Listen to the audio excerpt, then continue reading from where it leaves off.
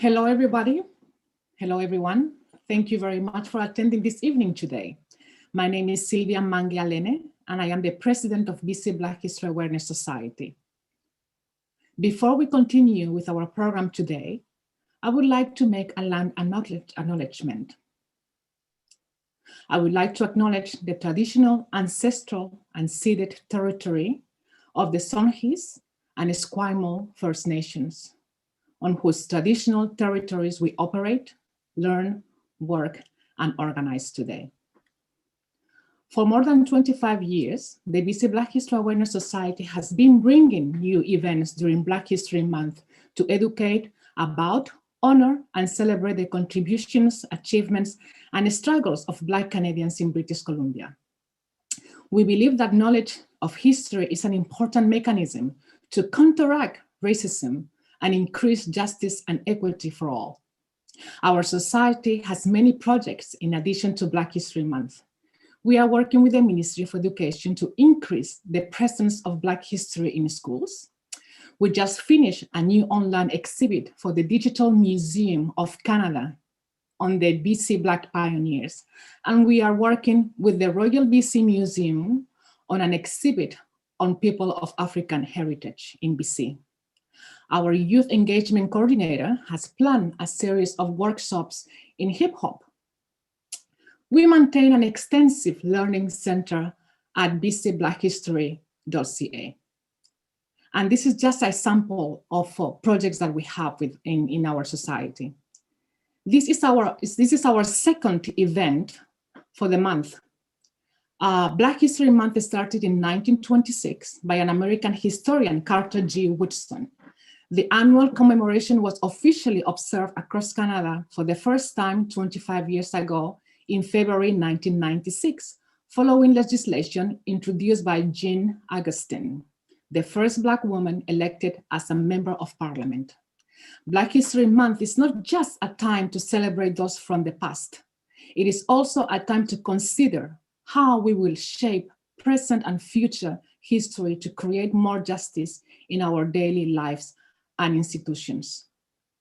The reality is that much of our history continues to be erased from and made invisible in the mainstream chronicles. While Black History Month cannot replace making knowledge of our history and culture relevant year-round, the spotlight in February can serve as a catalyst to make sure that the contributions of people of African heritage in BC and Canada are acknowledged throughout the year. I would like to introduce you now to our moderator for this event today. Dana Elizabeth Weiner is an associate professor of history at Wilfrid Laurier University. Her expertise is in race, identity, debates over rights, African-American history, and grassroots politics in the US, Midwest, and the West in the 19th century. Weiner's 2013 book about anti-slavery and anti-Black law activism is entitled Race and Rights, Fighting Slavery and Prejudice in the Old Northwest, 1830 to 1870. She has published 2 chapters in edited collections about her current research, which focuses upon race, property, and citizenship claims among free people of African descent in early California. So without delay, I want you to enjoy this evening, and I'll pass it on to you, Dana. Thank you. Thank you very much, Sylvia, and welcome everyone. It's very, very exciting to know so many of you are here to join us today. Even though we cannot see you, we're very excited that you're here. So one of the great things about Zoom is that we get to reach people from all over the place as opposed to just who can personally attend. So let's make this a positive spin on things, right? So before we begin, I also would like to offer a land acknowledgement. This is very, very important in general, and also since the land, place, and mobility are at the heart of our conversation today. So I'm located in southwestern Ontario, and thus I would like to acknowledge that myself and Wilfrid Laurier University and its campuses are located on the Haldeman Tract, which is a traditional territory of the neutral Anishinaabe and Haudenosaunee peoples. This land is part of the Dish with One Spoon Treaty between the Haudenosaunee and Anishinaabe peoples and symbolizes the agreement to share, protect our resources, and not engage in conflict. The Haldeman Treaty of October 25th, 1784 describes this territory as, quote, 6 miles deep from each side of the river, meaning the Grand River, beginning at Lake Erie and extending in the proportion to the head of said river, which them and their posterity are to enjoy forever. The treaty was signed by the British with their allies, the Six Nations, after the American Revolution, and despite being the largest reserve demographically in Canada, Six Nations now reside on less than 5% of this original territory. I would like to extend my thanks to Paul, to Sylvia, and everyone at the BC Black History Awareness Society, as well as the panelists and performers for sharing their wonderful work with us all today. I love that we're getting to talk about Black history with you here today, and I'm happy to make this virtual visit to the West Coast. So in terms of our overall structure, today we will have 3 presenters and commentary on their work. We will have a musical performance and hear 3 poems. Our panelists today are Adam Aronson of Manhattan College, Stacy Smith of Oregon State University, and Sherry Edmonds-Flett of Simon Fraser University.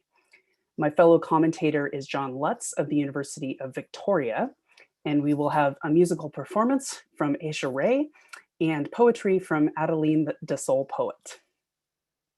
So in terms of questions, I see people are already using the Q&A, but if you are attending with us via Zoom, you're welcome to enter your questions into the Q&A, which is just down at the bottom of your screen. And we're expecting over 300 attendees here today, so unfortunately, we will probably not be able to get to all of your questions, but we will read them, and we're very much interested in seeing what you have to say. All right, well, our first panelist is Stacy Smith. Stacy Smith is Associate Professor of History at Oregon State University, where she specializes in the history of the American West and the Civil War and Reconstruction eras. She's the author of Freedom's Frontier, California and the Struggle Over Unfree Labor, Emancipation and Reconstruction, book which came out in 2013. This won the David Montgomery Prize in U.S. Labor History from the Labor and Working Class History Association and the Organization of American Historians. Her current project is a study of the Black civil rights struggle in California from the gold rush to the end of Reconstruction. Over to you, Stacy. Righty, so let me go ahead and share my screen. So hello, everybody. I am very happy to be here, and I will start with my own land acknowledgement. I am located at Oregon State University in Corvallis, Oregon, which is the traditional territory of the Marys River Band of Kalapuya peoples. After the Kalapuya Treaty, also known as the Treaty of Dayton in 1855, Kalapuya people were forcibly removed to what are now the Grand Ronde and Siletz reservations, and are now members of the Confederated Tribes of the Grand Ronde Community of Oregon and the Confederated Tribes of Siletz Indians. So it's really, again, a great pleasure to be here today. I am really excited to talk to all of you about my research. And as I kick things off today, I will really be talking mostly about the first large-scale migration of people of African descent to what is now British Columbia. And if you're familiar at all with the history of Black British Columbia, you likely know the very broad outlines of this story. In the late 1850s, as many as 800 Black Americans fled California to settle on Vancouver Island or in mainland British Columbia. Now, these men, women, and children were escaping persecution in California, including a new fugitive slave policy and a new Black exclusion law that was pending in the California state legislature. They were also drawn to the Pacific Northwest, the British territories of the Pacific Northwest, as a land of new freedoms. British colonial officers encouraged these migrants with promises that they would eventually be able to buy their own land and enjoy many of the legal and political rights of British subjects in the colony. And this was a really stark contrast to the United States, where the US Supreme Court had recently ruled in the Dred Scott decision that Black people were not and had never been citizens of the United States. And they had, quote, in the famous words of Chief Justice Roger Taney, no rights which the white man was bound to respect. Now, not all of these migrants stayed in the British Pacific Northwest. A large number went back to the country of their birth in the 1860s and 70s. We're going to hear about that later today. And many of them went back to participate in civil rights struggles during and after the US Civil War. So the broad outline of this early immigration, Black Californians fleeing racial persecution, seeking refuge and equality in the British Pacific Northwest, with many later returning to the US to fight post-Civil War civil rights battles, I argue kind of only gets at part of the story. Today, I want to add a layer of complexity and take a somewhat different approach to telling this story. I'm going to be looking at how Black migration to the British colonies of the Pacific Northwest also had important geopolitical implications. And especially, I'm going to make the argument that these migrants played a role in the clash between US and British empires in this region. And specifically, I'm going to talk about how Black migrants and British colonial officials created a military and political alliance aimed at stopping US territorial expansion into British Columbia and Vancouver Island. So Black Californians who considered leaving the United States in the late 1850s sought not only to escape the geographic boundaries of the United States, they wanted to do that, but they also wanted to escape being forced back into the United States by aggressive US territorial expansion. That is, they didn't want to resettle outside of the United States only to have the US come and seize their new homelands in a war of territorial conquest and then subject them to the same racist anti-Black laws that they had tried to flee from in the first place. So when, let me advance my slide here. Oh, I'm still getting used to this. So when Black Californians first met in San Francisco in the spring of 1858 to discuss their options for settlement outside of the United States, they originally considered actually moving to the northern Mexican state of Sonora as one of the possible alternatives to Vancouver Island. So they ultimately rejected this idea of resettling in Mexico because white Americans were already targeting northern Mexico for conquest, right, for territorial expansion. Not only had the United States already seized much of northern Mexico, including, of course, California, in this recent war of territorial aggression, Americans in San Francisco had sent 6 different filibustering expeditions to Sonora in northern Mexico between 1850 and 1857. And so these filibustering expeditions, if you're not familiar with the way I'm using the term here, these were essentially unauthorized paramilitary raids that were aimed at seizing territory outside of the United States, either for the United States or often for private interests. And so there's a strong possibility that the Sonoran government would be overthrown and the Mexican state of Sonora annexed to the United States. And this possibility eventually convinced Black San Franciscans to kind of cross Sonora off their list of potential migration destinations.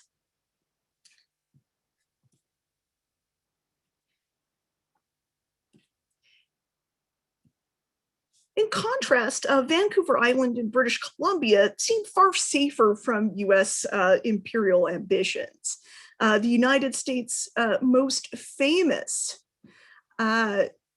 Black civil rights activist, somebody you've probably heard of, Frederick Douglass, was not a fan of resettling abroad. He did not like the idea that African Americans would flee the United States. But he admitted that Vancouver Island, British Columbia, would at least be a safe haven from American expansionism.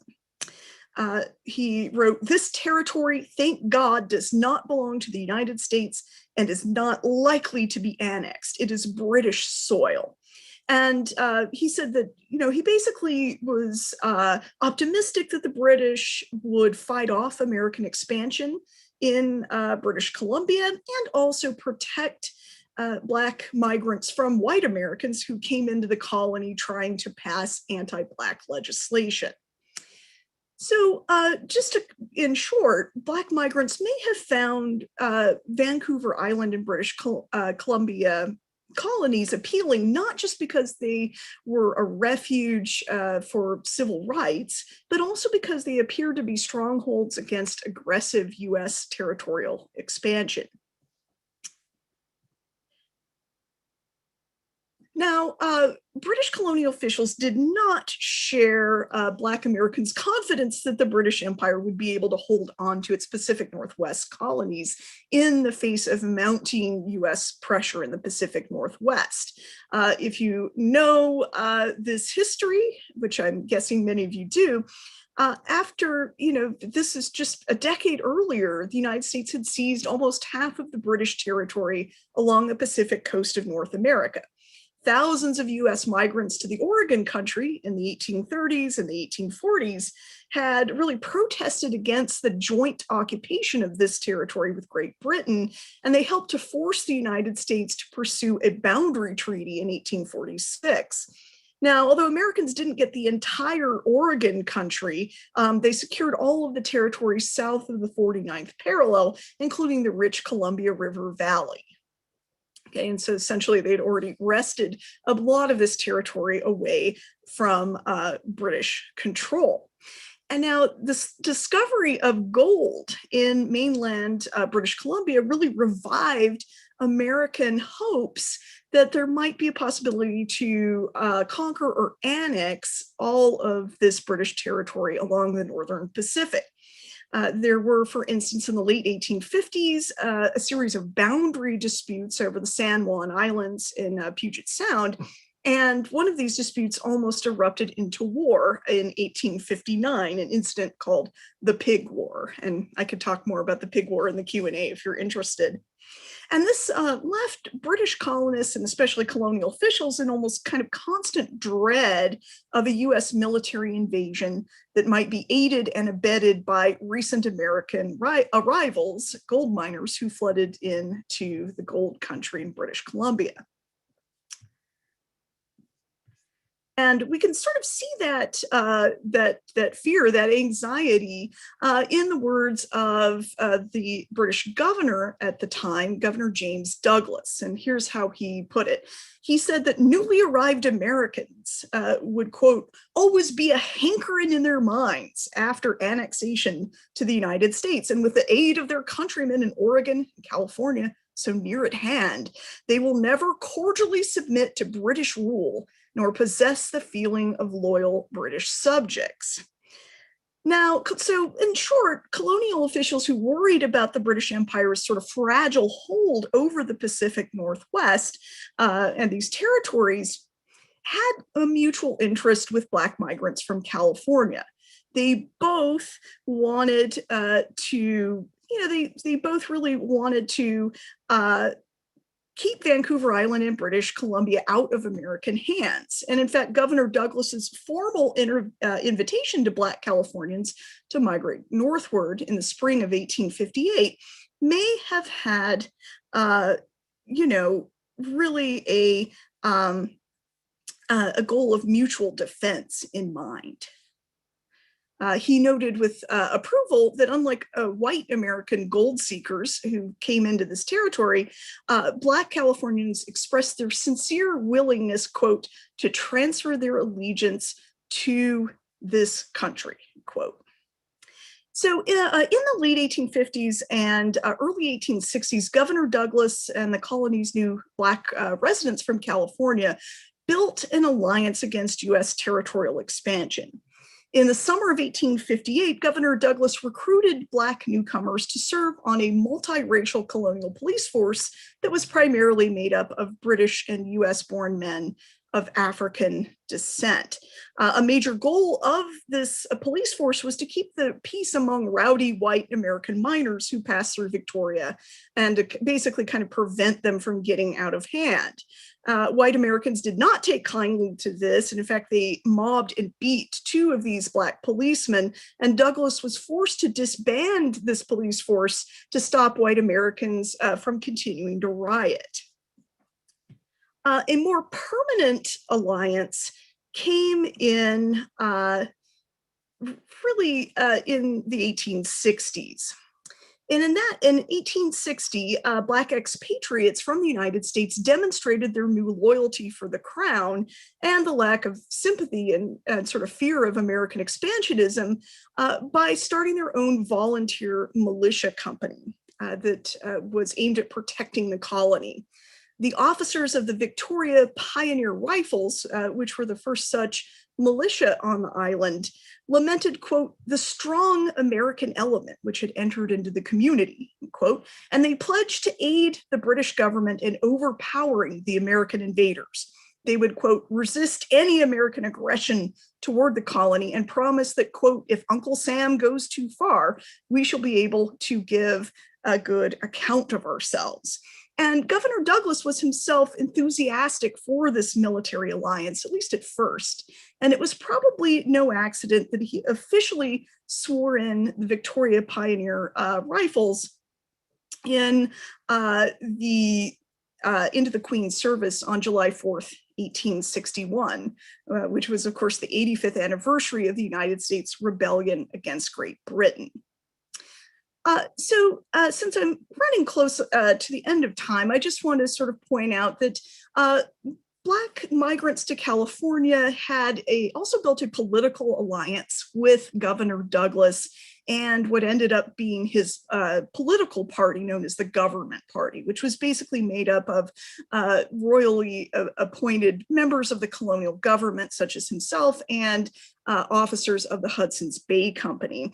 And while Douglas helped them to become naturalized British subjects, they eventually got the right to vote, and they helped keep him in power and the Government Party in power against the rival Reform Party, which was a kind of an upstart party that was trying to challenge the really strict, strong control of the HBC and the Crown over the colony. But with the help of these Black voters, right, this was something that Governor Douglas was able to stave off to basically kind of prevent this from happening. So Black voters were very strong allies, political allies for the Crown. What happened, though, is, at least I argue, is that this alliance really started to fall apart in the 1860s over an issue called the Alien Act, right? The Alien Act was essentially a law, colonial law, that allowed African Americans to become naturalized British subjects. Okay, so they could naturalize, go through that process and become British subjects. At the same time, this law restricted office in the colonial legislature only to natural-born British subjects. Okay, so you had to actually be born in the British Empire. You couldn't just be a naturalized British subject in order to serve in the colonial legislature.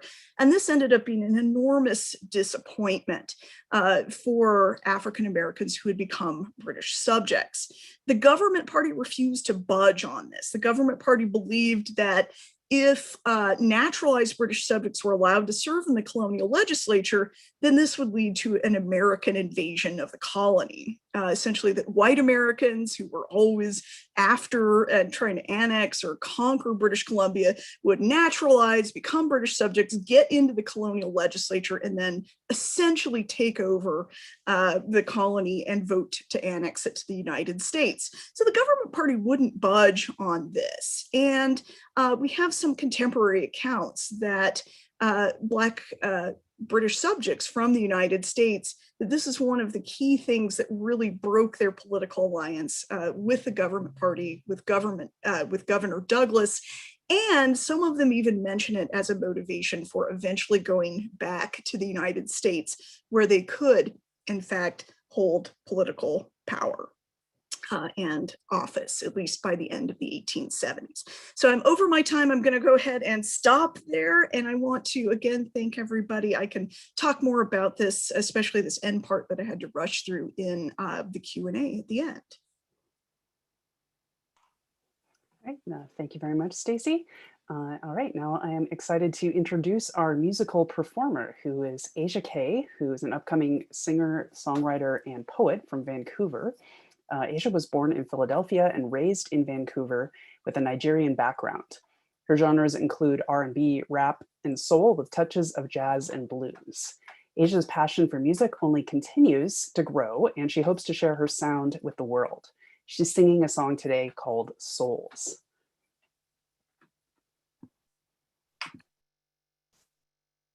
Hi, everyone. Very nice to be here and be a part of this. So yes, today I will be singing a song called Souls that I have written. I wrote this around the time when there were a lot of protests in Vancouver, and I was alongside other people that were helping organize. So I decided to put what I had learned, what I noticed, and with everything going on in the world, I decided to make a song about it. So yes, this is the song.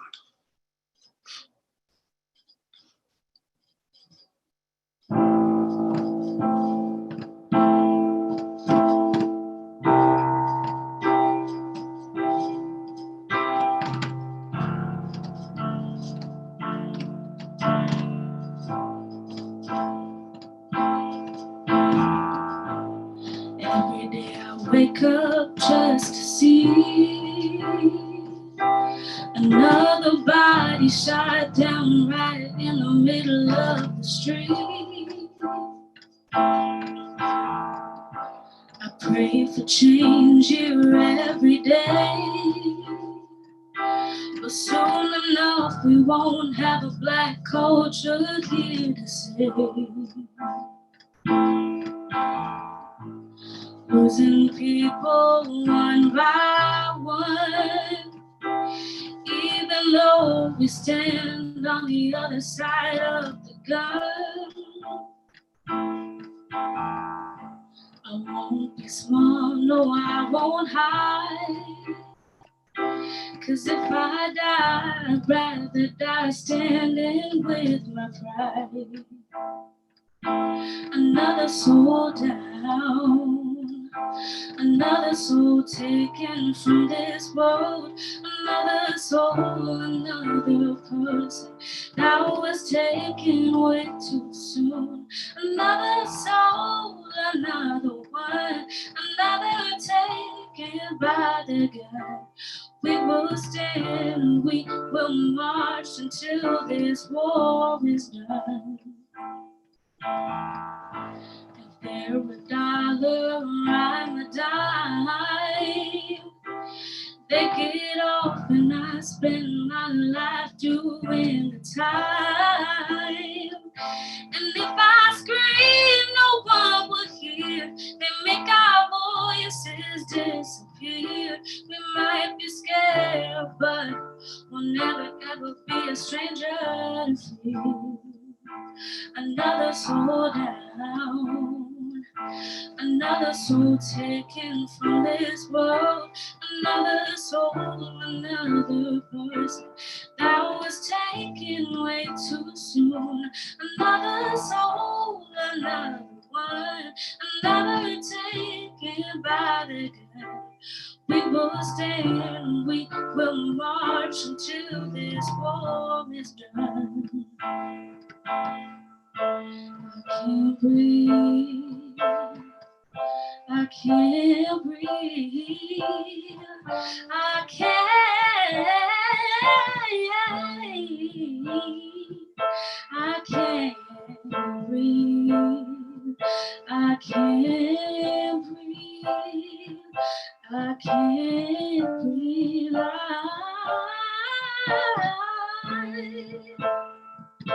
Another soul down, another soul taken from this world, another soul, another person that was taken way too soon, another soul, another one, another taken by the gun. We will stand, we will march until this war is done. I got a message from my ancestors, yeah, from the people up above. Just know that they're watching and that they're never giving up. I got a message from my ancestors, yeah, from the people up above. Just know that they're watching and that they're never giving up. Trayvon Martin, Keith Scott, Stephen Clark, Ayanna Jones, Michael Brown, Jordan Davis, Breonna Taylor, Freddie Gray, and the list goes on. Thank you, ladies and gentlemen. I really appreciate you listening to my song. That means the world to me. Thank you. Clapping. I can hear you clapping. Thank you. I'm so sorry that we can't clap properly for you. That was so beautiful. Oh, wow. All right. Well, guess need to roll crisply along here, but thank you. All right. Well, I would now like to introduce our next panelist, who is Adam Aronson, professor of history and director of the Urban Studies program at Manhattan College. He's the author of 2 award-winning books, The Great Heart of the Republic, St. Louis and the Cultural Civil War, and Banking on Beauty, Millard Sheets and Mid-Century Commercial Architecture in California. He's co-edited 2 books, Civil War West, Testing the Limits of the United States, and Frontier Cities, Encounters at the Crossroads of Empire. And he's published a half-dozen scholarly articles as well. Aronson's written for national media and spoken about his research in numerous academic and public history settings. His current research is on African North Americans who crossed the US-Canada borders during and after the Civil War, and on mapping their networks. Thank you. I'm coming to you from Lenape land on Manhattan Island in New York City. And it's an honor to join all of you in presenting and discussing these important topics. So you heard from Stacy about some of the earliest period when it comes to the history of African North Americans and British Columbia.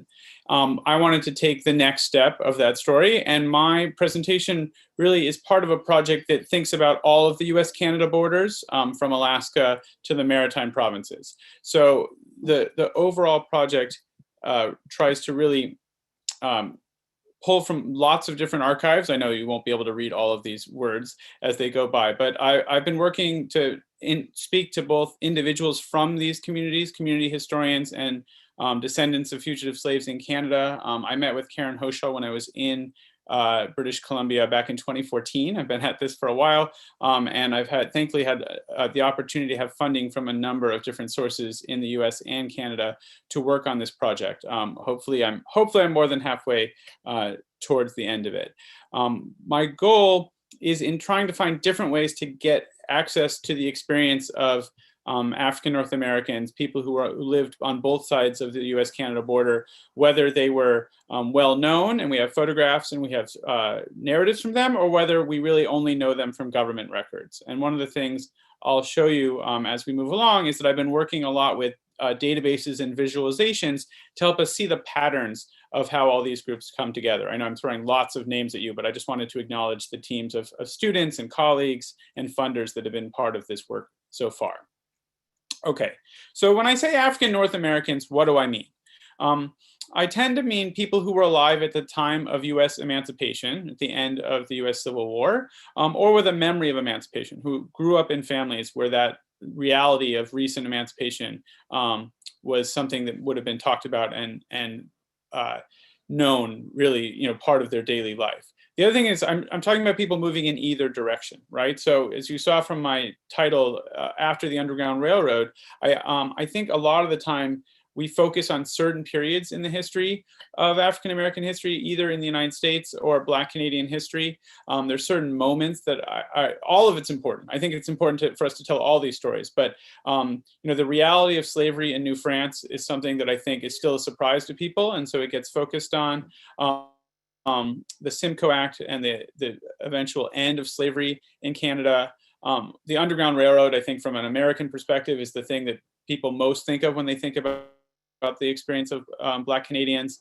And then the period in red, which is what I'm focused on, I think actually gets a lot less attention, starting with World War I and starting with the migration of people from the Caribbean and the British Empire into Canada, and then the civil rights fights in Canada after that point, I think is something that gets focused on more. But the period directly after the Civil War up through World War I is really the period that I think often gets focused on the least. And I think that's what my project really wants to focus on. As I said, I'm focused on the experience of the border in Ontario, whether with Michigan or with Buffalo.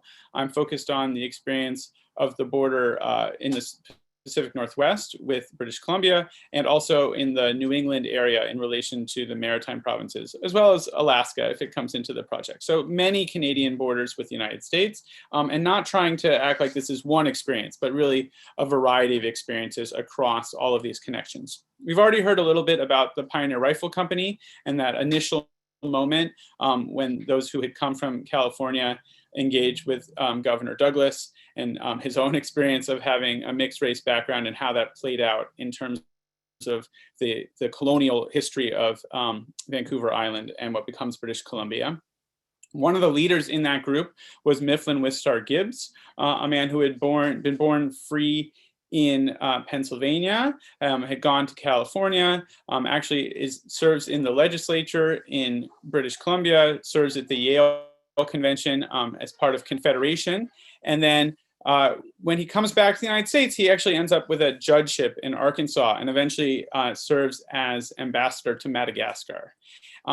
He writes about a 500-page memoir that talks about his experiences all the way up through Teddy Roosevelt. And he has a very short paragraph talking about his experience of coming back to the United States. He says, "En route, my feelings were peculiar. A decade had passed, fraught with momentous results in the history of the nation. I had left California disfranchised and my oath denied. I was returning and on the touch of my country's soil to have a new baptism in the all-pervading genius of universal liberty. I had left politically ignoble. I was returning panoplied with the nobility of the American citizen." So Gibbs is among a group of people who actually have really high hopes for the idea that Reconstruction will succeed. Marianne Shagg-Carey is another person who moves to Washington, advocates for DC statehood, advocates for voting rights for women, goes to Howard Law School in this period, right? Some of these fights, unfortunately, we're still fighting, right? But they're very hopeful in the 1870s that Reconstruction will really mean a meaningful change. They don't necessarily see it, but I think they represent this political hopefulness. On the other hand, there are many other people with African North American experiences that are actually very far from politics. John Sullivan Dees, this is, as far as I know, the first salmon canning label that exists. And it was created by Grafton Tyler Brown, an African American, for John Sullivan Dees, an African North American who was canning in the Fraser River. He does so for a little while, and then there are a number of other folks come in, and the competition gets too much for him. Dees actually then goes to Oregon and dies of probably a metal poisoning linked to all that canning.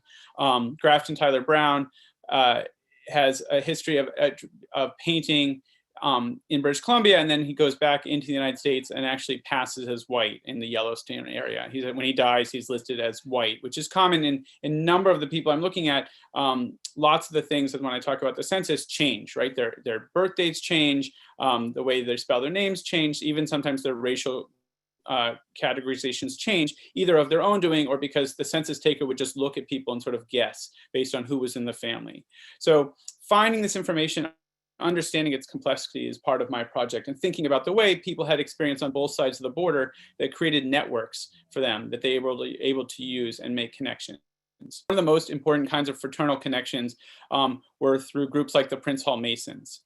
This is a funeral for a member of the Alexander family on Vancouver Island on the left, and then Arlie Robbins from the Buxton community on the right, representing the kinds of organizations that, though secret, actually published newsletters, had numbers of letter collections go back and forth, had conventions, right? And so we can see a whole connection, sometimes religious, sometimes political, sometimes just sort of social, through these connections and through these images like this, right? Bringing together dignitaries from a larger group for something like a funeral or a parade.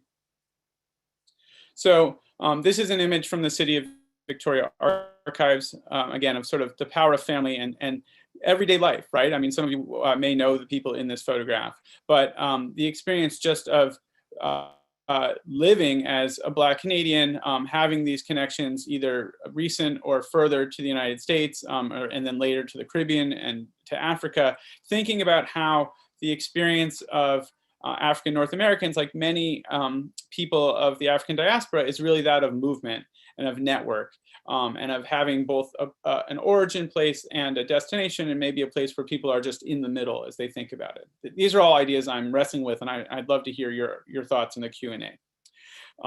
There are folks where we don't even have photographs. We don't have letters. We don't even necessarily know much about them. And this is an early visualization of my efforts to track people that I'm finding, in this case in Ontario, and see where they moved based on government records, census records, marriage records, death records. I'm going to focus in my time today on a few cases that touch British Columbia out of this, and not in this visualization, but in my overall research. And then Sherry, after me, will talk about families that stay in British Columbia, I think more than mine, who often cross the border.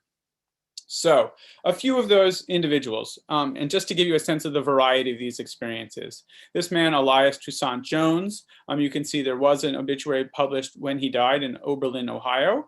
He was born in Raleigh, North Carolina. He had come to Oberlin with his parents. He attends Oberlin College, which is one of the few colleges that accepts African Americans before the Civil War. You can see in the bottom corner there maybe that he's listed as a gold miner in Barkersville, British Columbia, right? He actually goes twice between Ohio and British Columbia, you know, chasing gold. And if you can see in that bottom corner, that's a probate will in terms of certain property he had owned in British Columbia that actually isn't even resolved in his family until after his death, okay, in 1917. So though he is born in the 1830s, he goes in the 1890s, meaning in his 50s and 60s, to British Columbia, to Barkersville, and as part of the mining experience there. So a different moment than what we had talked about earlier in terms of the 1850s. You may know of Samuel Pierre or other members of the Pierre family. His parents had been born in the Virginia, DC area, and died in British Columbia. He was born in British Columbia in 1872 in Victoria. His wife, one of his wives, is from the Chatham community. They end up living in Tacoma, Washington. And you can see that he and his brother served as tailors there. And you can see his very proud photograph that we see on the side there. I have two more examples I want to share now. And again, this is just kind of opening up the kinds of connections and the kinds of stories I'm trying to recover out of the census records and other experiences. This family, the Besselou family, as you'll see on the next slide, sometimes called the Besselin family, he had been born in South Carolina, spent time in the whaling world. So in Massachusetts, in California, in Kamchatka, near Siberia. It doesn't say Victoria, but you'll see on my next slide why I know he had spent time in Victoria. And then finally, in Oregon. You can see that he is marries a woman from Nova Scotia who he meets in the Boston area, which again showing one of these other ties across the US-Canada border in the Black community that I'm trying to learn more about. Besalou, it said on the previous slide that he had a son named James Nelson Besalou, but apparently in other records he's known as James Nelson Besselin, and records in his own family show that he was born in British Columbia in 1868, suggesting his father and mother lived there as well. When his father moved to Oregon, James moves to Oregon as well. He marries Clarissa Jane Clanton, who's from a Victoria family. And you can see that we have records showing them in different areas right around Portland, Oregon, and Clackamas, and in Vancouver, Washington. So these networks, right? Part of what I'm trying to do with those big charts is to find networks and nodes, right? Find experiences where are there communities of people who had this experience of living on both sides of the border, and what did it mean for them, right? If the US story is often that Underground Railroad meant, safety and freedom forever, Frederick Douglass, as we heard from Stacy, says that, British Columbia is safe from American racism.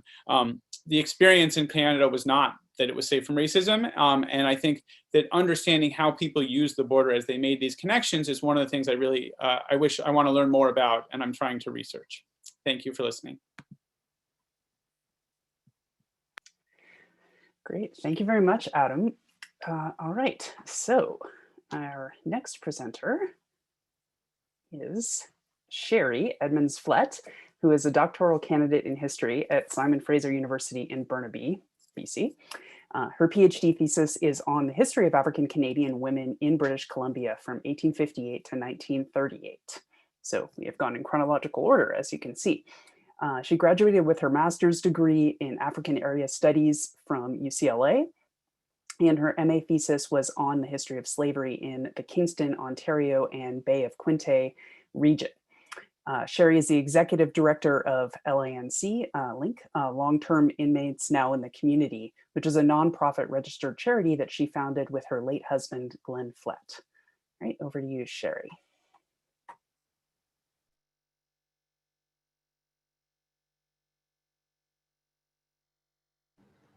Hi everyone. We're here at Emma's Acres, the Link Social Enterprise Farm. And what I would like to do is to acknowledge that we're on the unceded ancestral and shared lands for the Stolo people. Our municipality is on the Kwantlen, Lacamo, Matsqui, and Skowlitz territories. And I would also like to acknowledge the ancestors that came and their descendants in 1858 and onwards. I mean, I appreciate the information that they've been sharing to me, and it helps me become a better ally, because that's what I see myself as an ally. So my paper is basically part of my thesis research, which is on the history, as I said, of women of African descent in British Columbia. So the province's 19th century African Black community was largely concentrated in and around the city of Victoria, in Vancouver Island, and on rural Salt Spring Island. Smaller numbers settled in towns and cities dotted along the banks of the province's inland waterways and the trails and wagon routes established during the gold rush periods. Many of the women who migrated to British Columbia during this period came with middle-class families that had a father or a husband with a trade that could afford them the opportunity or the choice to work within the home, raising their children and taking care of the household. Migration occurred within the province as well, as women, their spouses, and families moved from place to place, taking advantage of economic opportunities to better themselves. So it's difficult to know exactly how many Black women migrated to Vancouver Island during this initial settlement period. However, 140 women of African descent I identified as immigrating to Vancouver Island and neighboring Salt Spring Island during the first decade of settlement from 1858 to 1868. I know the birthplaces for approximately 110 of these women. Just over half, or 89 of them, were born in the United States.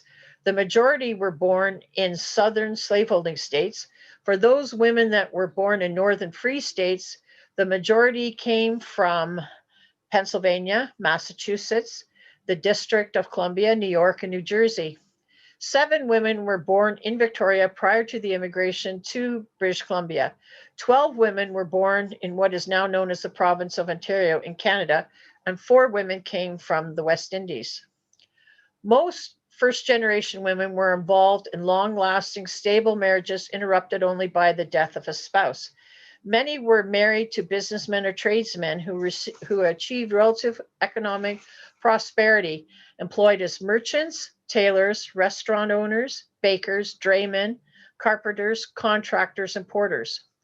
This enabled them to the opportunity to live out the Victorian ideal of separate spheres. As part of the household economy, women contribute to the family income doing such things as taking in boarders or doing piecework, growing vegetables, as well as raising poultry or livestock. And so these things are often invisible. So at least 26 of the identified women were widowed before the age of 50. Most of them lived in Victoria, needing to support themselves and other family members. Like their sisters elsewhere in Canada and the United States, they found work in the service sector as domestics, laundresses, and cooks. Often a widow would have more than one occupation in her lifetime. Rebecca Gibbs, who was widowed at the age of 56, was a writer as well as a nurse. Other women, such as Mary Jane Hamilton and Adelina Phelps, ran boarding houses and took in single men and women as lodgers. Widows such as Sarah Smith, who took over her husband's steam bakery after his death, were rare. I only found one identified widow, Julia Hernandez Travis, who owned property in her own right prior to her marriage. In 1853, she left Jacksonville, Florida, with her sister Mary to join other family members who had arrived in California the year before. As Delilah Beasley stated in her book, Negro Trailblazers of California, when the Fraser River Gold Rush excitement reached California, the sisters decided to go to British Columbia and cook at a wage of $100 a week. Think about that. 1858, they're getting a wage of $100 a week. Julia Travis prospered since she was listed in the Government Gazette as owning a portion of 5 acres on Pioneer Street in Victoria. Becoming a widow sometime before 1881, Mrs. Travis was continually employed as a cook and laundress, which are jobs of low pay and status. She was, however, still an influential woman within the Black community, witnessing wills as Julia Travis property owner. Living and working and participating in colonial society, the men and women and children of Victoria's Black community drew sustenance from each other by living in the same neighborhoods, marrying within the community, and by supporting its organizations. Now, we go to pictures. Okay, excuse me, share screen.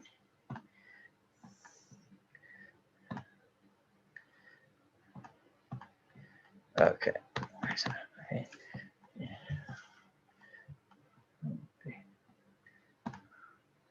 Okay, so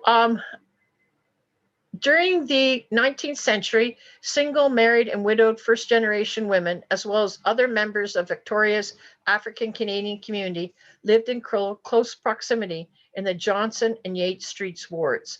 They often inhabited the same houses for generations.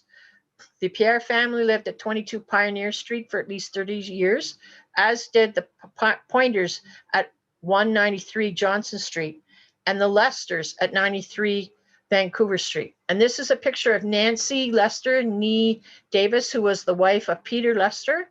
And she wrote a letter to abolitionist William Still before they moved from San Francisco. Her and her husband and kids moved from San Francisco to Vancouver Island. And she told him that the reason why she wanted to move was to find a place for their children, a good place for their children to live. So anyways, unlike I should say, many Black people elsewhere, African Canadian women on Vancouver Island were actively engaged in efforts to uplift the race. So like, for instance, they publicly supported and raised funds for the Pioneer Rifle Corps, which were mentioned earlier. The Committee of Colored Ladies, as they called themselves, took their responsibilities seriously. In 1863, for example, they held a donation party on New Year's Eve to raise money for ex-slaves in the United States. The women cooked for and participated in the annual Emancipation Day celebrations, enacted in dramas at the Pioneer Hall. Most child immigrants were born in the eastern and southern United States where their parents had formerly lived. A handful came from communities in Canada West, or Ontario as we now know it, with an established Black presence. Growing up in Victoria, daughters of first-generation women, including Mary, Cecilia, and Corinthia Pierre, attended the Ladies' College or Girls' Collegiate School, better known as Angela College. Black children and youth continued to study in integrated classrooms, often garnering praise for their efforts. Before marriage, a number of young women were enumerated as living with their parents or a widowed mother. Employed mainly as nurses, dressmakers, servants, or waitresses, they contributed to the family income. 16-year-old Ida Barneswell, who boarded at her parents' home, was a dressmaker at Mrs. Crabb's in Victoria. After graduating from school, Emma Travis, daughter of Julia and Augustus Travis, became a housemaid. Emma Stark Clark, who completed her education when the family moved to the Cranberry District, was teaching at the North Cedar School in 1874 at the starting salary of $40 a month. Cecilia Frances Smith, daughter of Moses Rose Smith and Sarah Smith, was a music teacher. She actually went as well to the Royal Conservatory of Music in Toronto. So she was classically trained, and Cecilia was a pianist and music teacher for her whole life. Even though, let's see the next one.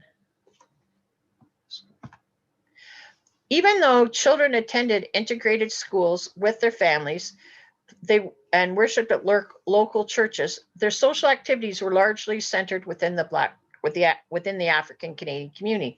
As Mary Barneswell, and this is a picture of Mary Barneswell, knee low, pointed out to her daughter Ada, it didn't matter if people were racist. The rich social life of Victoria's Black population gave her enough around her own to do. Ida spoke of crowded get-togethers in the family home at 1148 Johnson Street, where her oldest brother would play his violin and a friend would be on the piano. A local Black string orchestra played dances at the Gorge Pavilion.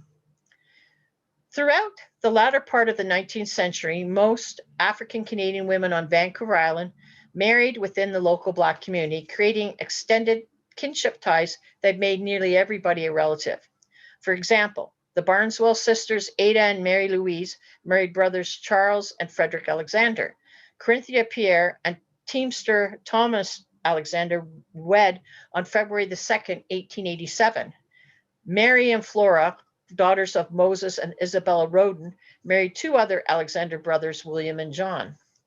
Like their mothers, most married daughters were listed as homemakers or housewives in the census records.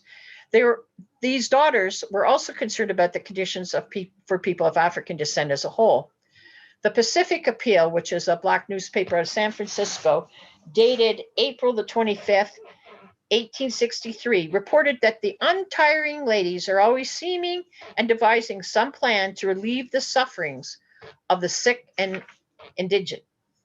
They have founded a new society named the Daughters of Victoria, numbering 19 members with all necessary officers. Its leading features are benevolence and charity, and its aim is to administer aid and comfort to the sick and needy. This is a picture of the home, inside the home of Sarah and Moses Rose Smith. And the piano you see was probably the piano that their daughter, this is Lena, actually practiced and used. So anyway, so then the daughter of William Henry Miller, who immigrated to Vancouver Island in 1858, Mary Anastasia Miller, met her husband-to-be John Fremont Smith in Victoria. 5 years after they were married, Smith, his wife Mary, and their daughter Gertrude left Victoria and were on their way to pursue economic opportunities in the British Columbia interior. In 1882, the Smith family was first living in Linton and then Lewis Creek. By 1891, the Smiths were living in Kamloops. John Fremont Smith and Mary Anastasia Smith were actively involved in community life there. John helped to establish the Agricultural Association in 1895 and the Kamloops Board of Trade in 1902. He was elected to City Council in 1902, a position that he held until he was defeated in 1908. John Fremont Smith was the Indian agent for the Kamloops Agency from 1912 to 1923. Mary Anastasia Smith's community efforts were largely focused around church work. She was a loyal member of the Sacred Heart Roman Catholic Church in Kamloops. So this is a family picture that was taken just before their son, Leo Alphonse Smith, who's right there behind his father, went off to World War I. He died overseas. And one of the Smith daughters, Agnes Christina Smith, actually went and got her degree from UBC. And she later moved to California, where she was a teacher and where she had her children, got married, had her children, and passed on. So, with the majority of married, single, or widowed women living within city limits, only a small number worked alongside their husbands on family homesteads. Sylvia Stark, nee Estes, and her mother, Hannah Estes, were the only two women who immigrated to Vancouver Island who I could clearly identify as being born in slavery. In 1849, Howard Estes, her father, went to California to earn the money necessary to buy his family's freedom. 2 years later, after the family was freed, the Estes traveled overland by covered wagon to California in 1851. Sylvia met her husband, Louis Stark, and married him in Placerville, California in 1855. 2 children were born prior to the family's 1860 immigration to Salt Spring Island with Sylvia's father, mother, and brother. 5 more children were born on Salt Spring. According to Ruth Sandwell in her book, Contesting Rural Space, Land Policy and Practices of Resettlement on Salt Spring Island, 1859 to 1891, the African American or the people who are of African descent on Salt Spring Island was significant. They made up 17 out of 95 preemptors, or just under a fifth of the preemptors residing on their land before 1868. By 1868, she said, African Americans, including the Starks and Estes, owned most of the land in the fertile valleys stretching between Ganges Harbor and Vesuvius Bay. Farming was a family affair for the Starks. Everyone pitched in. During the epidemic of 1862, Lewis came down with smallpox. While he lay delirious for several days, Sylvia milked 14 cows, looked after the pigs, did the work inside the house, and looked after the children. Sylvia was proud of her work ethic. And in this picture, which was taken of her at 92 years of age, Sylvia was sitting on a chair, wearing an apron with the basket of apples from her orchard beside her on the ground. As she told the photographer who took this picture, she wore her apron as she was a working woman and proud of it. 30-year-old Harriet Harrison Hogan Staff Nee Copeland immigrated to Vancouver Island and then to Salt Spring with her first husband, William, parents Abraham and Ellen Copeland, and her siblings.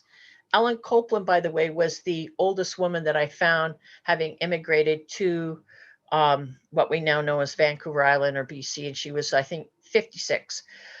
They arrived on Vancouver Island from the province of Ontario sometime around 1864. On May the 11th, 1864, William Harrison applied for 50 acres of land in the Ganges Bay settlement.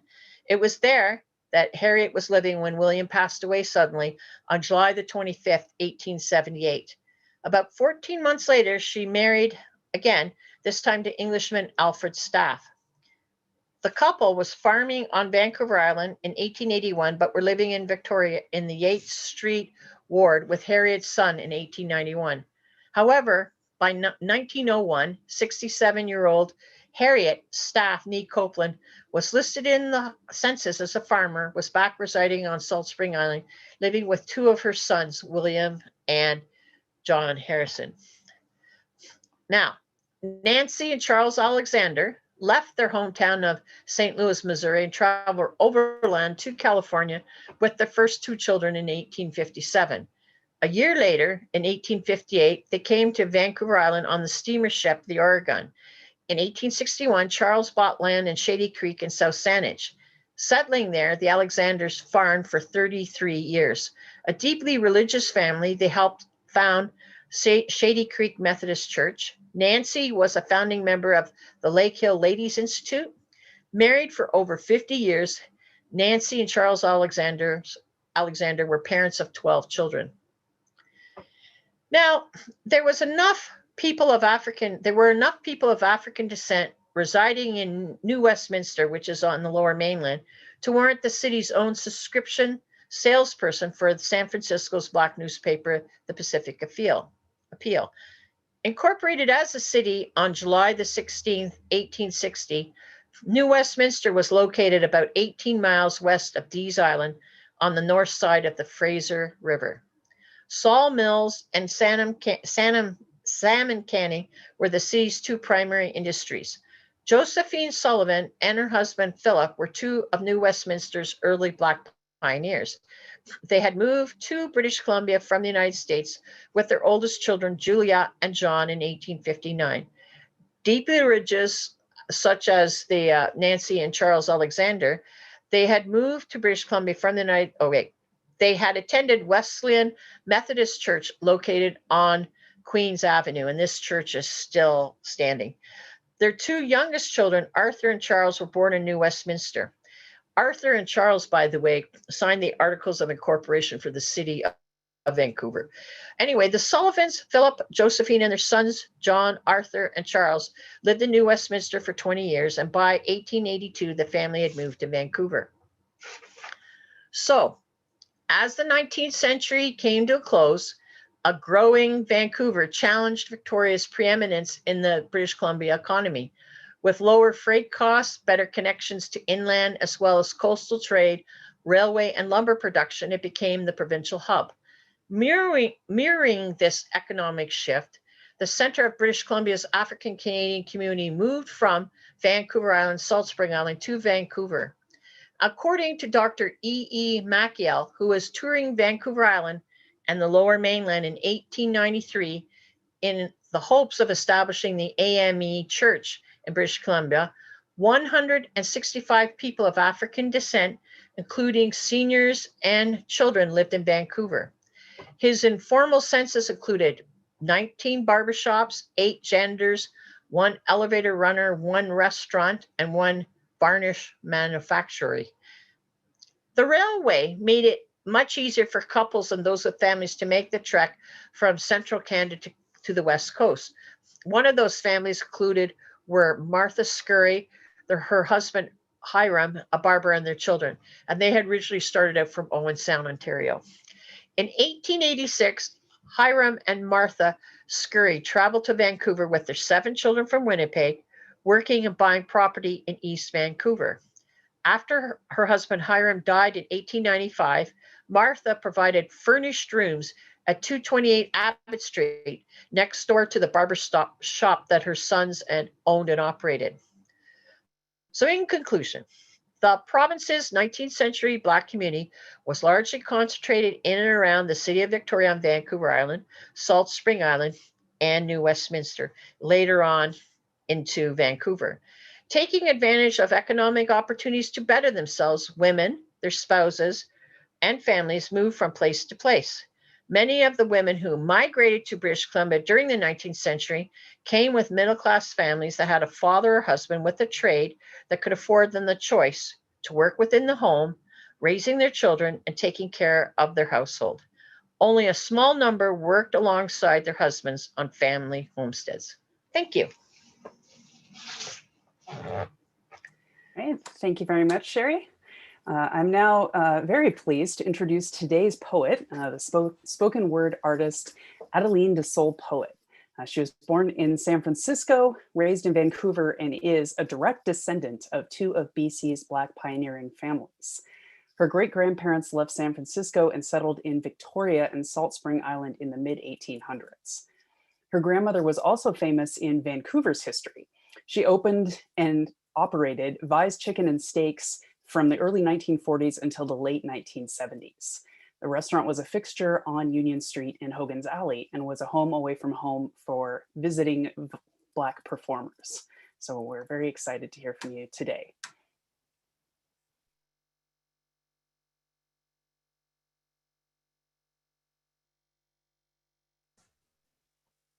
Okay, you got me? Okay. Am I? Okay. It was different back in the day. The people, the neighborhood, from the corner of Main to the alley on Union. That's where you'd find the spot. Vi's Chicken and Steaks was pretty hot. Oh yeah. My grandma owned the joint, and ran it, first class too. T-bones, porterhouse, filet mignon, and half a chicken was the meat on the menu. Biscuits that were homemade, baked fresh every day, melt in your mouth and sold out quick, because grandma didn't play, that's right, she sold it. With mushrooms, onions, peas, salad, and fries. And that was the complete menu when you came to Vi's. The hours were 5 at night till 5 a.m. But after midnight, it was always strong. There was no liquor license, so folks had to bring their own along. My grandma supplied the ice in the mix and would always take a minute and sit to have her a drink or two. Oh yeah. The cops would come in after their beat. The cabbies would come in off the street. And the entertainers back then, when they came to town, would walk through her doors. Well, grandma didn't mess around, that's right. Ella Fitzgerald, Lena Horne, Earl Grant, Duke Ellington, Billie Holiday, Diana Ross and the Supremes. Vi's Chicken and Steaks was a hot part of that night scene. And there was a time when Jimi Hendrix's grandmother worked with mine. Now, I remember Rosie, the dishwasher, and Leah, the waitress. Everybody was friends. My grandma hired only women, even way back then. And the laughter would be jumping all night long up out of that place. First class dining at Vi's Chicken and Steaks. Thank you. Yeah.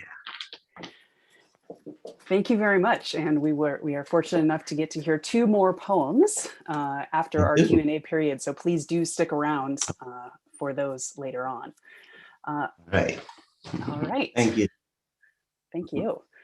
All right, so what we are doing now, just a quick reminder, folks who are on Zoom, you are welcome to enter in if you have questions for the panelists. If there's anything you'd like them to elaborate on about their research or thoughts it provoked in you, please feel free to post those in the Q&A. We are going to do a very brief commentary here. So let me introduce the other commentator, who is, of course, John Lutz, professor of history at the University of Victoria, where he teaches British Columbia history. He's particularly interested in the effects of racism and resistance, and he's the author or editor of 5 books, as well as numerous articles and book chapters. He's created a website about the murder of Black men on Salt Spring Island in 1864, and an exhibit and website about, we heard about briefly from Adam earlier, about the Black artist Grafton Tyler Brown. He feels blessed to be on sabbatical in this year of plague, and while other people are adopting dogs and cats, he's adopted 30,000 honeybees as his COVID hobby. So John is going to start us off with his comments. Thanks very much, Dana. And I'm so pleased to be part of this event, and so pleased to have music and poetry included along with these wonderful presentations. I live in Victoria. I have some property on Salt Spring Island, and so I feel like, a foothold in traditional territories of several Coast Salish nations, but also in the 2 centers of historic Black settlement in British Columbia. So it really is a pleasure to be learning alongside all of you about these pioneering settlers today. I also want to say thanks to the Black History Awareness Society for inviting me. Also, thanks to all the presenters who have given us such a rich banquet of prose and poetry and song to celebrate the long-standing history of Black Canadians and Black British Columbians. I'm going to offer just the briefest commentary to leave lots of time for questions about these papers that we've heard. But I want to start with a bit of a really quick alternative history question, or a kind of what we call in history a counterfactual. So the counterfactual is, if gold had not been discovered in British Columbia in exactly when it was, April 1858, that meant that the Black migrants who came in this group starting in 1858 through the early 1860s would not have arrived alongside 30,000 American miners who were headed to the gold rush. Instead, this 700 or 800 African Americans would arrive in a colony in which they would have consisted of, there would be more African American adults than other non-Indigenous adults in British Columbia. In other words, they would have dominated the colony in terms of their population, in terms of adults. So if not for that historic accident at the time, and the Black migration and the gold rush happened to coincide, our history of British Columbia would be very different. I was invited onto the panel to make a few observations about the papers that you've heard. Each of them enriches our understanding of this little known migration, a migration that Stacy has pointed out has significance way beyond our parochial city of Victoria and Vancouver Island. All of the presentations point to the multiracial origins of British Columbia, which included, of course, mixed race Indigenous families, lots of Indigenous, dominant Indigenous population in the 1850s and 60s, Hawaiians, immigrants from China, among others. All of the presentations pose a question in some way of why the Black migrants either did not stay in their adopted home, or why they've melted into the melting pot of Canadian settler society without leaving a stronger record. The focal point of all of the papers on these Black migrants is totally appropriate for today's events, but they raise questions for another day about how to think about the Black migrants as part of a wider colonial project, including, of course, Chinese migrants, but dominated by settlers from Europe. And all of these immigrants displaced Indigenous societies, Indigenous ownership, Indigenous people. These questions ask us to think about the complexity of colonialism and the role played by populations fleeing persecution, poverty, famine from one location, and the role in displacing and creating new poverties in, among others, in their new home. We can't blame the Black migrants for displacing Indigenous people, but neither were they innocents in that colonial process. Turning to the particular presentations we've just heard, thanks very much to Stacy Smith, who offers us, I think, a new and important explanation for one of the reasons why we have this Black remigration to the United States. By looking at the African American press in San Francisco, she's been able to identify a new, I think, explanation for why so many African Americans returned home, and points to the Anti-Alien Act of 1861 that soured African Americans on the British colony. You know, I'm sure this is partly true and part of the explanation, but the historical record leaves us so many puzzles. The evidence that Stacy draws on shows how racism in British Columbia was a live issue and helped contribute to that remigration. Yet Mifflin Gibbs and others who left the colony praising the British for their comparative lack of racism. And we know that by the time 1869 Mifflin Gibbs returned to the United States, the Ku Klux Klan was already active, assassinating Black and white supporters of Black franchise, Black freedom, and that the returnees would have been facing much harsher racism in their original homeland. I wonder if, as Reconstruction era ended and Jim Crow set in, whether some returnees regretted their decision and communicated that to friends and family who remained in British Columbia and who remained longer for that reason. Thanks also to Adam Aronson, who offers us a preview of a very ambitious project that will shed light on a period of African American and Canadian history that's so far largely a blank slate. By looking at this period, he'll reinsert Black history into Canadian and American history. And you know, we know, for example, that migration from Canada to the United States was a huge factor in the late 19th century. In fact, there was more emigration from Canada to the United States from 1860 to 1900 than there was migration into Canada from Europe and other places in that same period. More Canadians left than arrived. And so for Adam to integrate the Black history into that larger history, I think would be really, really valuable. And then finally, thanks to Sherry Flett for her wonderful glimpse into the lives of African-American women in British Columbia. She's offered us a kind of a group biography. And I was surprised by the number of women she identified that we might call middle class or even upper class among these very recent immigrants to British Columbia. In 19th century, the middle class was a much smaller element of population today than it is today. It's a much larger leap from working class to middle class. And to find so many, if you like, middle class African-American women was a surprise to me. Also interesting, and this comes out a little bit in her oral presentation, more in her written, about how much of the population stems from other places besides the United States, so Caribbean or Eastern Canada. I wondered in what ways their lives were different from their white female middle class counterparts, and whether and how racism structured their lives.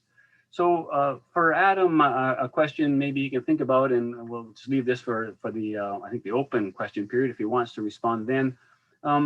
Was the Victoria migration was it unique to have a group of people move in a large number from the States in an organized fashion, or was this part of many things? For Stacy, I wonder about whether she could think about why, even facing more virulent racism, so many returned to the United States. And for Sherry, I wonder what proportion of women were middle class and what proportion were working class in your studies. So I'll stop there and let Dana sort of offer her comments. Great, thank you very much, John. All right, so so many things to say, and we want to definitely make time for you in the Q&A, so I will be brief. So thank you so much to all of our presenters and our wonderful performers for sharing your thoughts and your insights. I love the connections that people are drawing among the different ideas here today. Really love seeing the new light your research shines on the histories of the African diaspora and British Columbia's roles in these histories.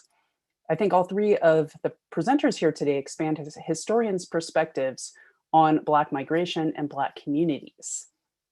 And for me, their presentations provoked many questions about agency, transnational movement, imperial rivalries and strategies, and colonialism. So I think these projects very much shed light on BC as a place of potential access to citizenship and greater rights than Black people could claim elsewhere at the time. They certainly also contribute to ongoing conversations about transnational Black civil rights movements. Here we see such vivid details about the lives that Black people built in British Columbia going up to the early 20th century, and their creativity in devising strategies to improve their circumstances when they encountered persistent discrimination issues. Stacy shows us African-American migrants' collaborations with British colonial officials against potential US expansionism.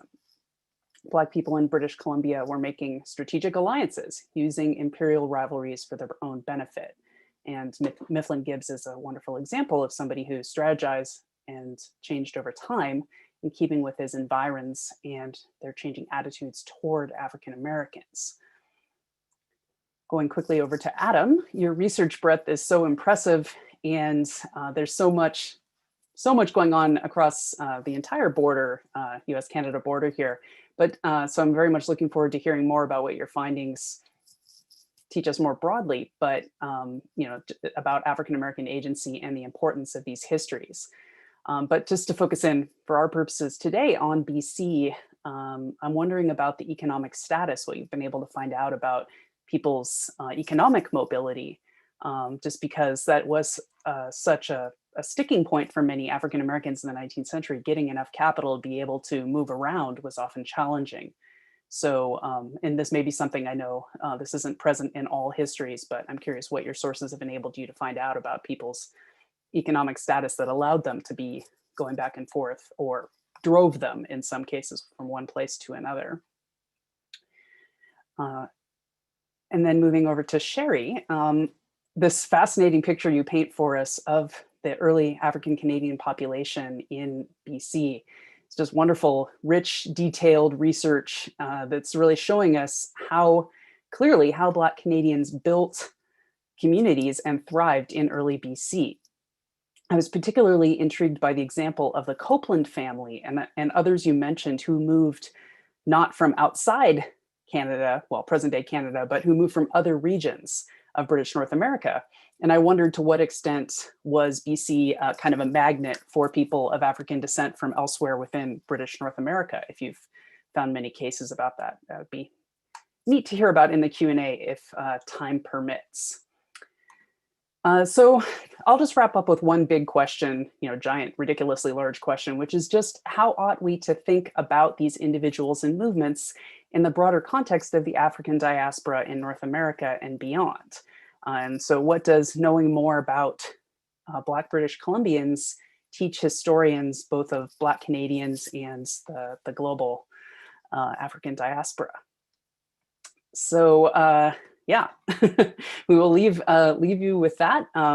So I don't know if anyone, I think probably our best way of starting off the Q&A is maybe just to go around in panel order if anyone has anything that they really want to say in response to what John and I just said for a few minutes. And then we can also bring in audience questions after everyone's had a chance to offer some thoughts.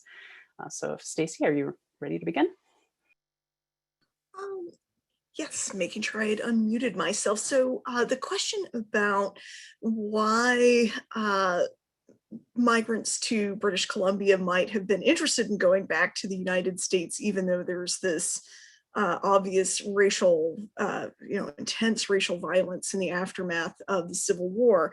One sort of answer to that is that I think that a lot, the initial enthusiasm, so it's a matter of timing. The initial enthusiasm is happening during the war itself, and that there isn't quite the sense that there's going to be this racist, violent backlash that did eventually happen during Reconstruction. So a lot of the people who are very excited about going back to the United States were expressing those views right around the time of, let's say, the Emancipation Proclamation, where in 1863, when there seemed like a lot of hope and a lot of possibilities. And Abraham Lincoln was still alive, and there were lots of potential moments for transformation that people were seeing, right? So maybe in retrospect, and maybe other panelists have found this, maybe in retrospect, there were people who regretted coming back to the United States, but I haven't found that. Generally, the folks that I'm looking at in California pretty avidly participated in California civil rights struggles and politics after the Civil War. A lot of them who had even become British subjects formally kind of didn't tell American authorities about that and were voting as U.S. citizens, which is pretty interesting. So I will stop there and let other folks chime in. Sure, I'll just add a little more. I think part of what made British Columbia different was because it was a mining frontier, right? And it was so tied into the culture of the Pacific, where, in Ontario, it's mostly agricultural communities. I think there is something to be said for group migration in terms of how it creates a moment in time, kind of a flashbulb memory, if you will. And we see that in the Exodusters, we see that in Amber Valley in Alberta, we see that in the Buxton community, we see that with the Black Loyalists. So there are other moments, but there are lots of individual migrations also. And I think that British Columbia, the history after, Stacey said she's not aware of any, but I think after Reconstruction, you do begin to see people go back, people who had spent some time in British Columbia or in Ontario elsewhere, like we saw with Elias Toussaint Jones, as I mentioned. He goes back a few times, right, into a new mining frontier in British Columbia, hoping for a new opportunity there. So I think the community of Black British Columbians in the 19th century are extremely mobile, right? That they're really almost global in their thinking. There are definitely people who go from California, Black people who go from California to Australia to British Columbia, for example, right? So that there are these ties, especially on mining frontiers in the Pacific.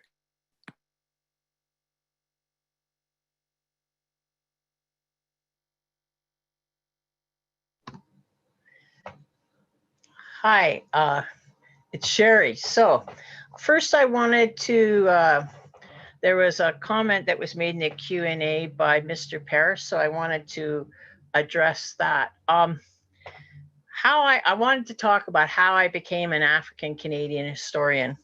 So when I was 13 years of age, I lived in Ontario in a place called Kingston. I went to a public school named Collins Bay Public School, and my class was an all-white class, and I didn't know any person of color. And my teacher said that any Black person of any worth had to have white blood in them. And so I said, I disagree. I'd read the autobiography or the biography of Martin Luther King by his wife, Coretta Scott King. I got kicked out of school. So when I was 13, I'm now 62, I decided I wanted to become an African Canadian historian. So basically, I became that. I had to go outside of Canada to study about people of African descent in Canada to UCLA. I've been now doing the work I've been doing about African Canadians in British Columbia because there hasn't been other people doing it. The first, like in terms of academics, the thesis was done by Pilton in 1952 and 1950, I believe. And so it's just sort of new. There's been some work done, but not a lot. And my work is first and foremost for the community. And I also think it, as I was saying in my presentation, makes me a better ally. Like the work I do is within prison. And so where I met my husband, who was serving a life sentence, was in BIFA, Black Inmates and Friends. And we have always worked and looked at the impact of white supremacy and white privilege in the wider community. And so I think that my learning about people of African descent in Canada has helped make me a better ally. But I totally agree. Hey, you know, all of the panelists were white. The two performers were people of African descent. Would have been cool to have somebody that was of African descent on the panel, but it didn't happen. And in terms of the migration, as was pointed out, the migration goes back and forth, back and forth. The Pacific Northwest was very porous. And so people would go up to Canada, would go back down to the United States, back up to Canada. And I have found that in my work, I have 16 volumes of genealogies. I know Adam went through them when he was staying at my house.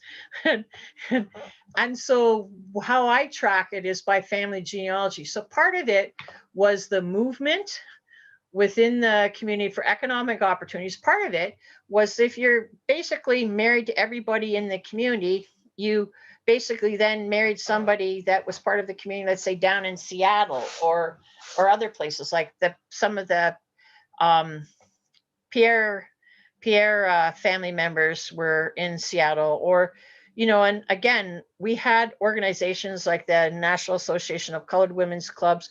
We had our club membership in.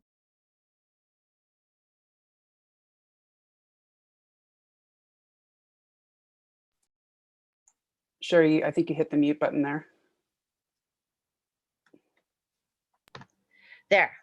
So it was, again, the migration was very porous.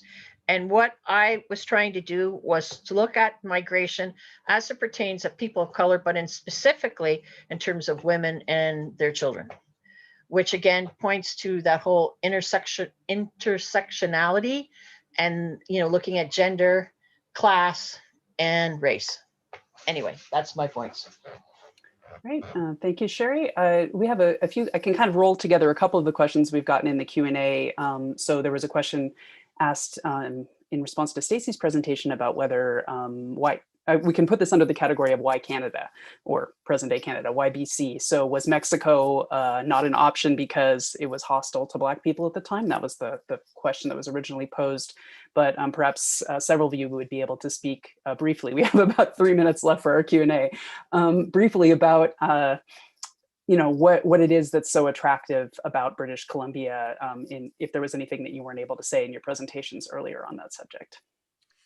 And a lot of folks had asked in the Q&A about why I didn't talk about Governor Douglas's African ancestry. I was actually getting to that at the end and ran out of time, but to sort of point out that one thing that's very interesting and important about BC is that the mixed race heritage of its own governor made the colony especially welcoming to people of African descent. It was sort of from what I understand, an open secret in this era that Douglas himself had African parentage. It's one of the things that the Reform Party that attacked him politically would bring up constantly. And this may also be another reason why Douglas was especially sympathetic to the migrants from California, and why he was very, very eager to help them get British subjecthood and be naturalized. But sort of my point at the end was going to be, there was only so far he's willing to go. He's worried that white Americans are going to take advantage of the alien laws in order to essentially overthrow the colony. And so that was sort of the attention that I was hoping to explore more at the end. Yeah, so that's, I think, one of the important reasons why British Columbia is much more appealing place than some of the other areas that they consider going.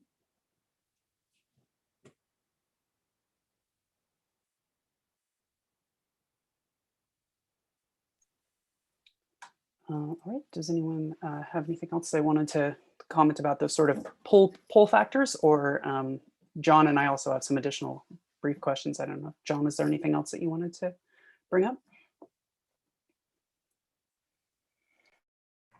Yeah, I guess if Adam can, I would love to hear more from Adam about the larger patterns that he sees in the migration. So is where's the main direction of movement after the Civil War? Is it south? Is it north? Is there patterns that he can point to from his research so far, for example?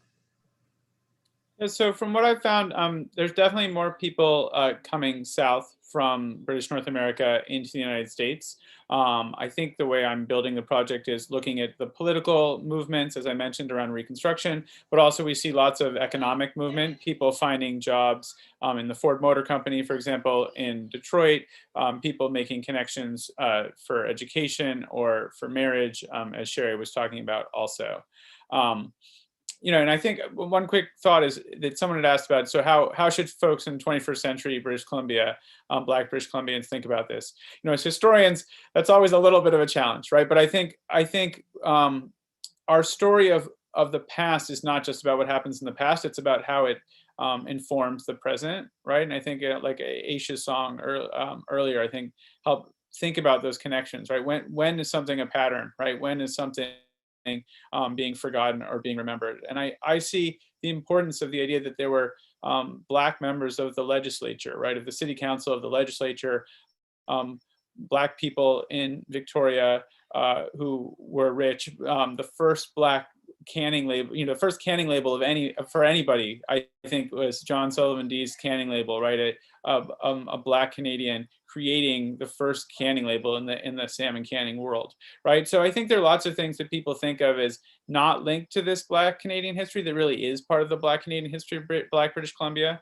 My research ends around World War I, right? So that's a long time before the present. But I think that the questions and the struggles, right? The fact that some of these struggles continue now and that they're still unanswered and they still feel unfair, I think is part of how this history can inform the present. Right, thank you. I wish we had another half an hour to hear more thoughts about everyone about your research and draw these connections out, but perhaps there will have to be another event in the future. But thank you very much to all of you for sharing your work with us. And we're lucky to also be having 2 more poems to close out our event today. So please give your attention back over to Adeline, the Soul Poet. Thank you, everyone.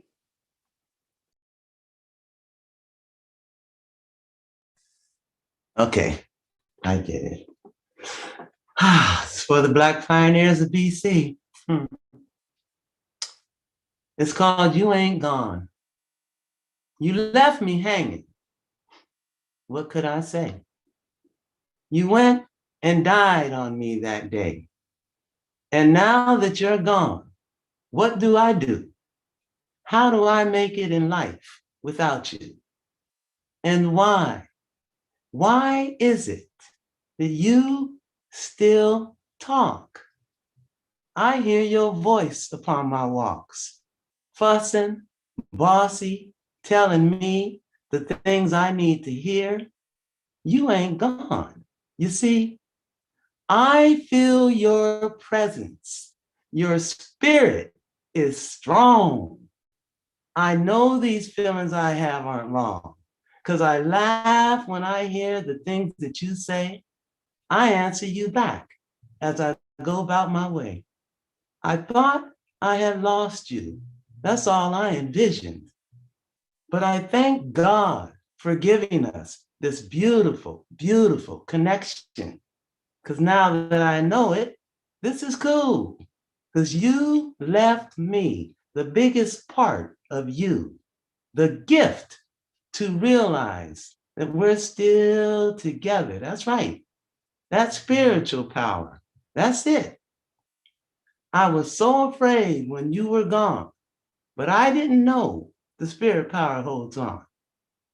So I look forward to awakening and spending my day with you in my mind, with you in my way, laughing with you now as you laugh too, because we both know we've got separate things to do.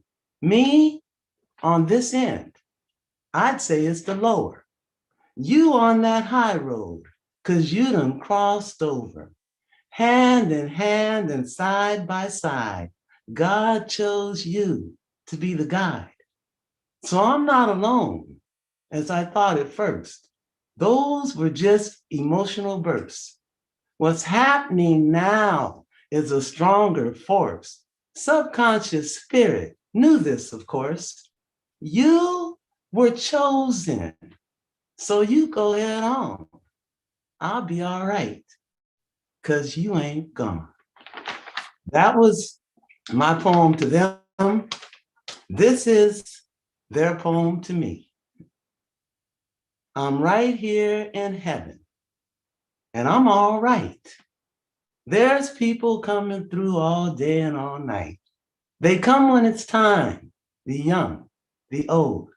In heaven, there are no lost souls. The people here are from all over the world, babies, old folks, little boys, little girls. Imagine the catastrophes, the diseases being spread, the senseless killings and wars, leaving so many dead. You'd think it would be crowded, but really it's not. We all have our corners, our so-called spots. We keep a lookout as far as can see, watching those souls marching in constantly. And sometimes we gather to talk amongst our own, because you see, here in heaven, you ain't never alone. We're waiting and waiting to see who comes through. We're waiting for you and you and you. And when it's your time to come this way, be ready, be happy, because you come into play. Because right here in heaven, we're having a ball. We are having a ball. We just laughing and talking and waiting on y'all. Thank you. Whew. Thank you very much. I think you've ended things on a perfect note for our celebration of Black History Month here today. And so thank you. Thank you very much for having me. My family that was born and raised in Victoria and came up from California in 1858, they're with us now. I had to get it right. Well, thank you. But thank you all. It was very, very interesting and very, very, the amount of information that all of you have brought in has just made it that much better and that much open for people to participate that want to participate with their history in Canada. Yeah. Well, thank you. So just to remind everyone, you can certainly, if you want to see future events from the Society, if you were just learning, you can see on your screen here, bcblackhistory.ca. And there's always ongoing events with the society happening. And there also will be a recording if, I don't know if it's been showing up in the chat, but I've been posting the YouTube link there that will show up in a few days on the website as well, if you would like to look at this presentation again. And again, thank you to our wonderful performers and our presenters, and to Paul and Sylvia for getting us all organized. And thank you all for your attention. I hope that this will create some more fruitful conversations in the future, and have a wonderful evening.